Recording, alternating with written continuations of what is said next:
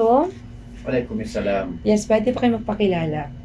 Okay, Honorable Norodinho Kamsa, President Punong Barangay of Barangay Calawag 3, Okay. Municipality of Isulan, Yes. Sultan Kudarat.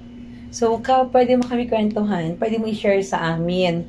Paano mo ginawang peaceful yung barangay mo na kahit gabi, 24/7 maglakad kami, very peaceful? Opo, ano lang ma'am,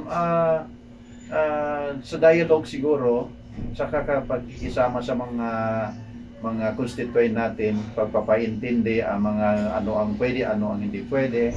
So siguro yun ang nakaano sa amin, yung magandang samahan. So, pwede mo ikwento sa amin, ano yung mga paunahing kabuhayan ng mga constituents mo dito? Paano kayo nabubuhay dito, Kap? Dito sa Barangay Calawag 30 sa poblasyon. So basically business area ito, pero meron din kaming rice field, at saka mga iba pang mga kabuhayan na pwede regarding sa mga tanim.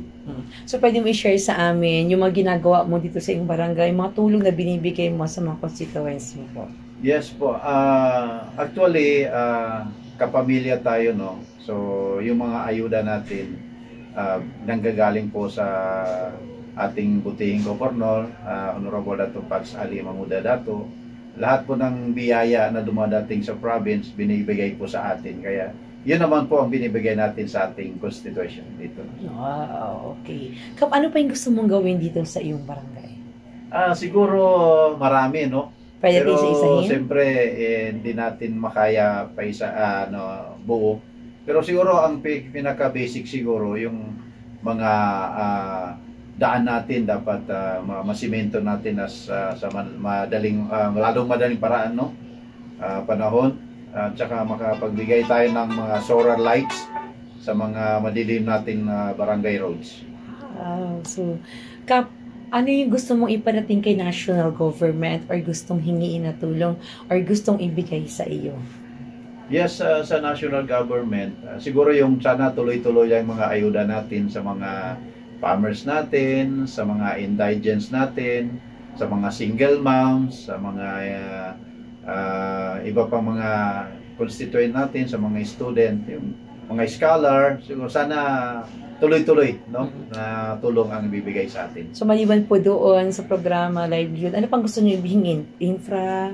May gusto ba kayong parating? Yes, Please give the opportunity. yun. Sana yung infra natin, makahingi tayo ng mga mini gym o mga solar dryer para din po sa ating mga constituent. So, meron ka pong message para po sa kabarangay niyo? Okay, ang message ko lang, sana magtulungan tayo in terms of peace and order at saka sa mga iba pang gawain dito sa ating nasasakupan. Mag-uusap tayo para magkakaintindihan para po sa kabutihan ng lahat. Ilan po. Thank you, ma'am.